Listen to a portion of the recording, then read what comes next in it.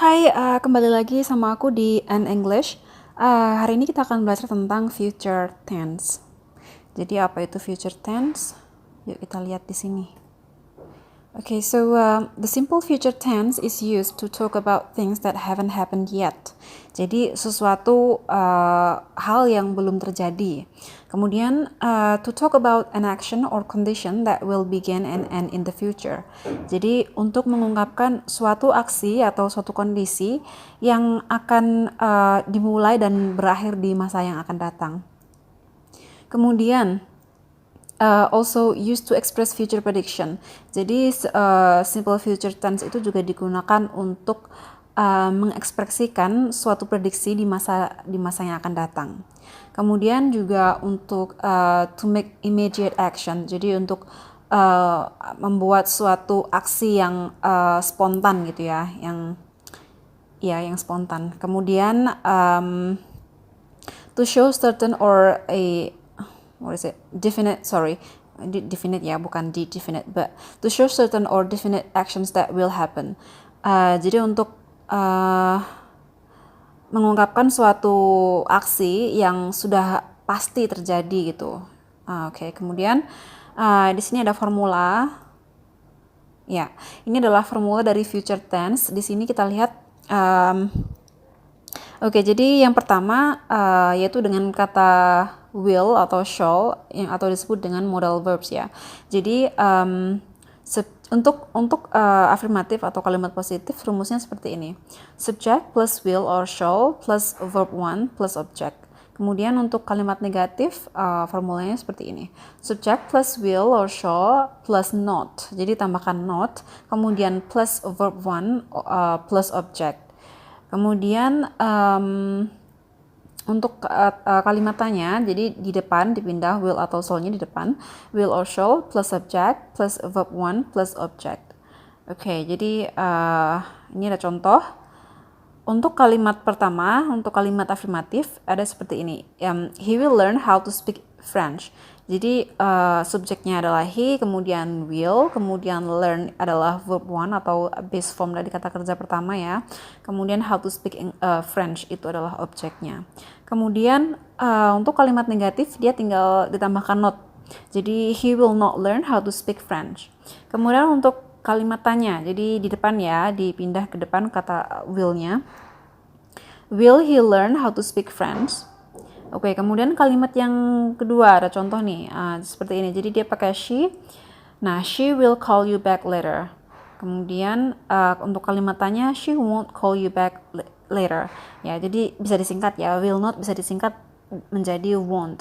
Kemudian untuk kalimat tanya, will she call you back later? Ya, kemudian ada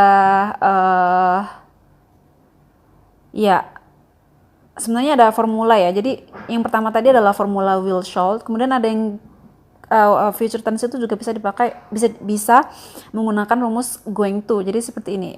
It doesn't matter if the subject is singular or plural. The formula for the simple future doesn't change. But there's another way to show that something will happen in the future. It follows the formula am or is or are plus going to plus base form atau kata kerja pertama.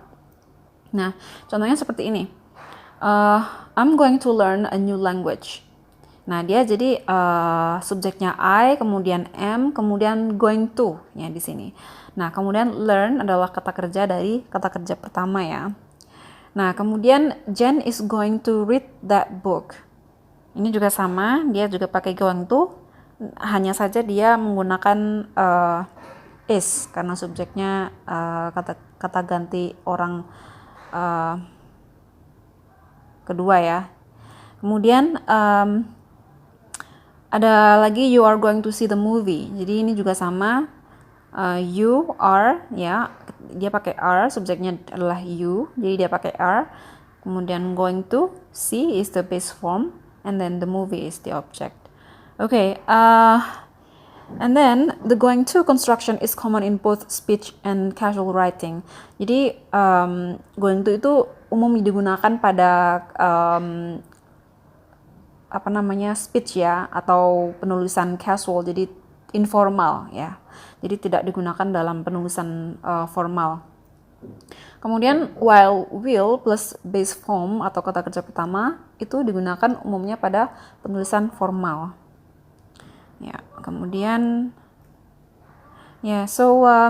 generally the use of shall, will, or going to does not make any difference in the meaning of the sentences. So sometimes, however, it does. Going to is normally used when the speaker intends the action or feels that the action is certain to happen. Jadi maksudnya di sini adalah shall, will atau going to itu umumnya nggak ada beda ya dalam suatu kalimat gitu. Meskipun terkadang dia mengemphasize something or certain things.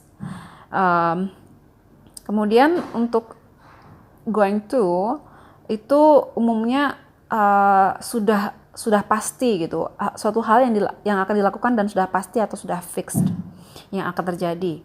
Kemudian going to itu juga disebut dengan the present continuous tense. Jadi the present continuous tense or going to is used to announce the future event which is already fixed or arranged. Ya, jadi yang saya bilang tadi jadi sudah pasti gitu, suatu peristiwa atau kejadian yang sudah pasti akan terjadi.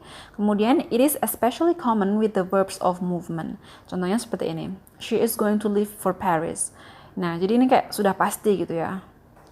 Oke, kemudian untuk time expressions di sini ada next month, next year, in an hour, ada banyak sekali ya sebenarnya. Kemudian ada soon, way off in the future, the day after tomorrow, and then ada lagi tomorrow or in the near future, and then ada lagi eventually.